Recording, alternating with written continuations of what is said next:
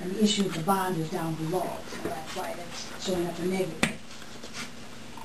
You see down the bottom column, there's a 517,000 bond proceeds to kind of make up that 500,000 negative. So that's why I kind of like to go through that, that schedule there.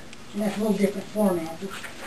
And when we were here, we didn't make any adjustments to Sandy's reference. I don't think we didn't make any adjustments, I remember. So just kind of summarizing everything and putting it in a little different format.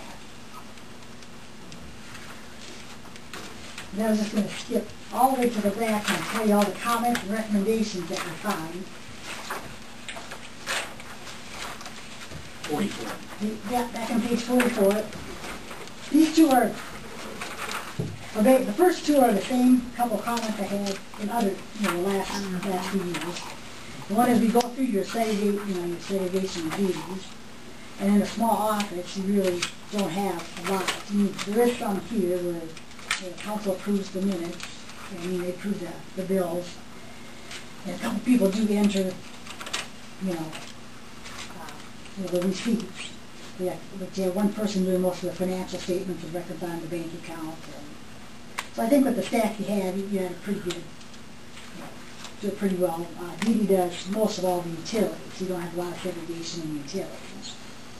But we look at that pretty close. And there's some safeguards in the software where you can't just go in and adjust a customer's account.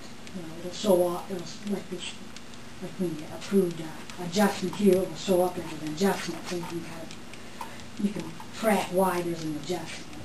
So no one can really go in there and just delete the usage or anything without it showing up in the software.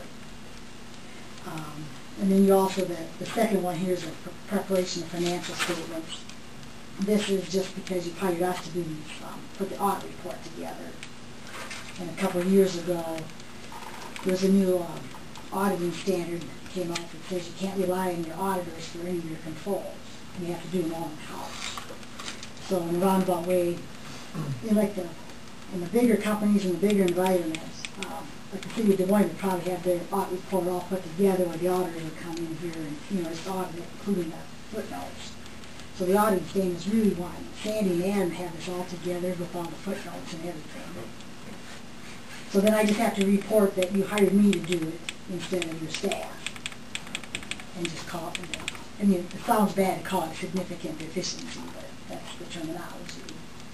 And I just kind of put in there that it felt it was more efficient to hire a CPA firm to do it than to have a CPA, on staff. And more cost effective.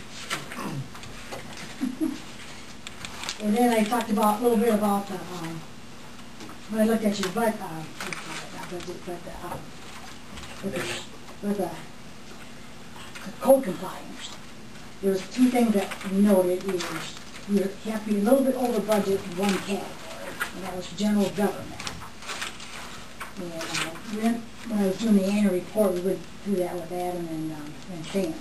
It was over like $6,000, $7,000. So in total, we were not over budget, just in this one category. And that one's kind of hard. That one's kind of hard to follow in the computer system because I thought we were over a whole lot at first, but the housing rent was included in this something called general government, and so we moved that back into what it's supposed to be, home and community environment, or community and stuff. But pretty technical. Yeah.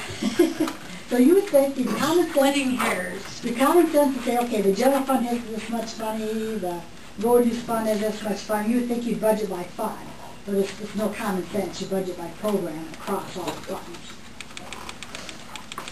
Then the other thing we noted was there's a few things that we're not published in the paper as being paid, and most of those were the automatic payments. Because they weren't checks written.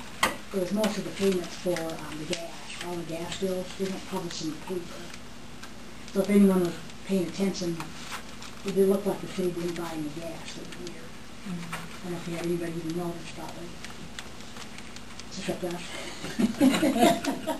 Then there was one bill, I think you bought some land and you originally were going to pay 10% down and then decided to buy the whole lot at the same time. And so then the expense increased and forgot to, put the right amount in there.